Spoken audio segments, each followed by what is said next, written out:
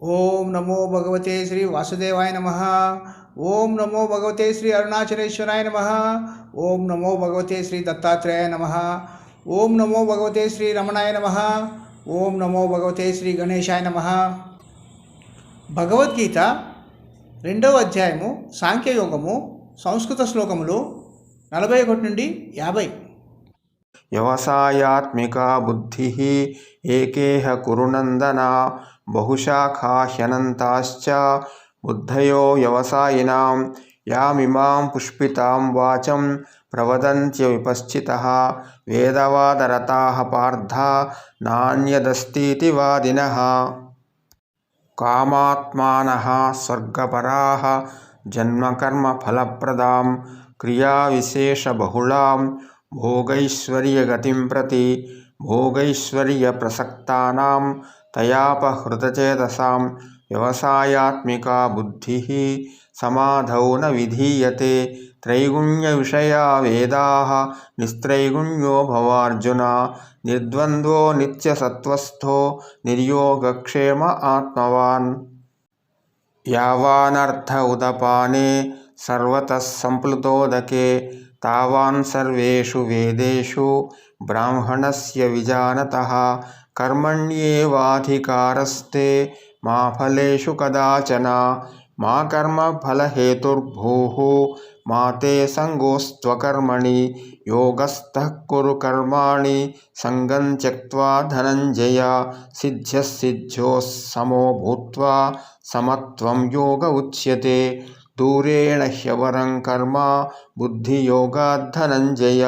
బుద్ధౌ శరణమన్విచ్ఛ కృపణాః ఫలహేతవః. బుద్ధియుక్తో జహాతీహ ఉభే సుకృత దుష్కృతే తస్మాద్యోగాయ యుజ్యస్వ యోగః కర్మసు కౌశలం. 2వ అధ్యాయము సాంఖ్యయోగము సంస్కృత శ్లోకములు 41 నుండి 50 సమాప్తము. 2వ అధ్యాయము సాంఖ్యయోగము సంస్కృత శ్లోకములు 41 నుండి 50 తెలుగు అర్థములు. ఓ అర్జున, ఈ కర్మయోగ సాధనకు గొప్ప దృఢమైన నిశ్చయమైన బుద్ధి ఒకటే అవసరము. మనసు యొక్క స్థిరత్వము లేని వారి బుద్ధి వివిధ మార్గాల్లో వెళ్తుంది మరియు అవి అంతులేని విషయాలుగా మారిపోతాయి.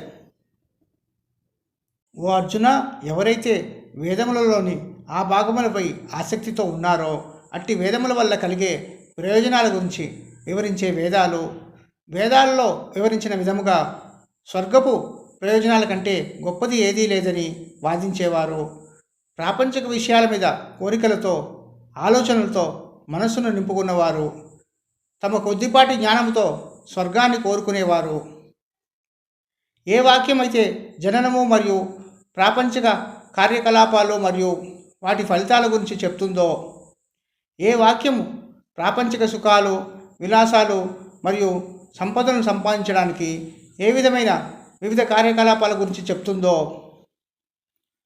ఏ వాక్యము ఫలితాలు లేని వాటి గురించి మాట్లాడుతుందో, ఆ ఫలితం లేని వాక్యం ద్వారా ఎవరి మనస్సు దొంగలించబడిందో, ఎవరైతే ప్రాపంచిక సుఖాలయందు విలాసాలయందు మరియు సంపదల పట్ల ఆసక్తి కలిగి ఉంటారో, పైన పేర్కొన్న వారందరూ పైన పేర్కొన్న విషయాల వల్ల ఎన్నడూ కూడా ఒక దృఢమైన స్థిరమైన నిశ్చయమైన మనస్సుతో పరమాత్మను ధ్యానించడానికి ఉండదు. ఓ అర్జున, ప్రకృతిపరమైన సహజమైన త్రిగుణాల యొక్క లక్షణాలను వివరించడానికి వేదాలు ఉన్నాయి. సత్వ రజస్సు తమస్సు 3 త్రిగుణాలు. వాటి క్లుప్తమైన గుణములు ధర్మము చైతన్యము అజ్ఞానము. నీవు త్రిగుణాలను త్యజించిన వాడివి అవ్వవలను. నీవు ఎటువంటి ద్వంద్వములు లేనివాడివి కావలను. నీవు స్వచ్ఛమైన పారమార్థికమైన మంచితనములో నిరాటంకముగా ఆశ్రయము పొందినవాడివి అవ్వవలను. నీవు శరీరము మనస్సు యొక్క విషయాల శ్రేయస్సు పట్ల శ్రద్ధ లేనివాడివి కావలను. చివరకు నీవు పరమాత్మను తెలుసుకున్న జ్ఞానవంతుడువు కావలను. ఒక చిన్న బావిలో స్నానం చేయడానికి మరియు కడగడానికి తక్కువ నీరు ఉన్నప్పటికీ అది భూమి మీద ప్రవహించే ఒక పెద్ద నదిలాగే ఆ నదితో సమానంగా ఉపయోగపడుతుంది. అదేవిధంగా ఏ విధమైన ప్రయోజనము ఆ వేదాల్లో వివరించిన సమస్త కార్యకలాపాల ద్వారా పొందుతారో అటువంటి ప్రయోజనము పరమాత్మ తత్వాన్ని తెలిసిన వ్యక్తికి లభిస్తుంది. మరియు అతడు ఆ పరమాత్మలో ఉంటూ వేదాల్లో వివరించిన ప్రయోజనాన్ని పొందుతాడు. అతను పొందిన ప్రయోజనము అతని శాశ్వతమైన ఆనందంలో అంతర్లీనముగా దాగి ఉంటుంది. ఓ అర్జున, నీకు కర్మలు చేసే అధికారం ఉంది, అనగా బాహ్య ప్రపంచంలో చేసే క్రియలు. అయితే ఎన్నడూ కూడా నీకు ఆ కర్మల మీద ఎటువంటి అధికారము లేదు. అలాగే ఆ కర్మల యొక్క ఫలితాల పట్ల నీకు ఎటువంటి ఆశలు, అంచనాలు ఉండకూడదు. అంతేకాక నీకు కర్మలు చేయుటకు నిరాసక్తత ఉండకూడదు.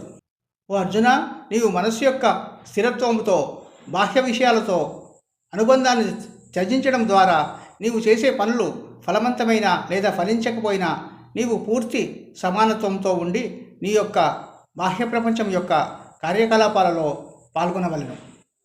బుద్ధిలో ఉన్న సంపూర్ణ సమానత్వాన్ని యోగము అంటారు.